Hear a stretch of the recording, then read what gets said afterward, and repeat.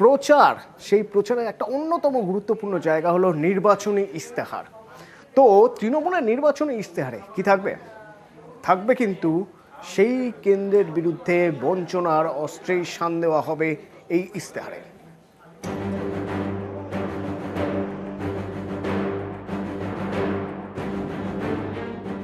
বাংলাকে বঞ্চিত করছে কেন্দ্রের বিজেপি সরকার।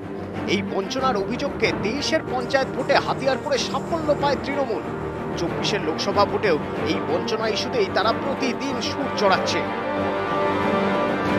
आपको जो क्वेरी था सब रिप्लाई हमने दिया, उसका बाद भी आप रुपया नहीं दिया है तो हम आपको रुपया नहीं चाहते।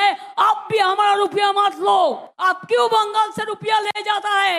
पहले हम लोगों ने सोचा था कि जीएसटी करने से स्टेट का लाभ होगा। अभी देखो 5 साल में 6,80,000 करोड़ रुपया लेके गया और हमारा अभी बाकी है, वो हमको दिया नहीं।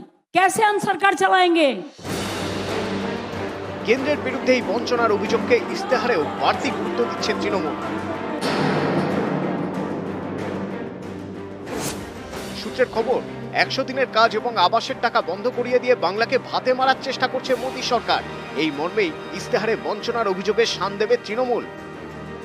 ওপেন বলেছে ওরা 100 দিনের টাকা দেবে না, আবাস যোজনার টাকা দেবে না, বাংলা কারো কাছে ভিক্ষে চায় না।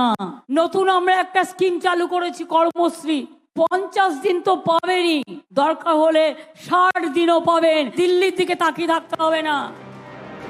এবারের নির্বাচনেও তৃণমূলের তুরুপের তাস লক্ষ্মীর ভান্ডার, তাই ইস্তেহারেও গুরুত্ব পেতে চলেছে লক্ষ্মীর ভান্ডার।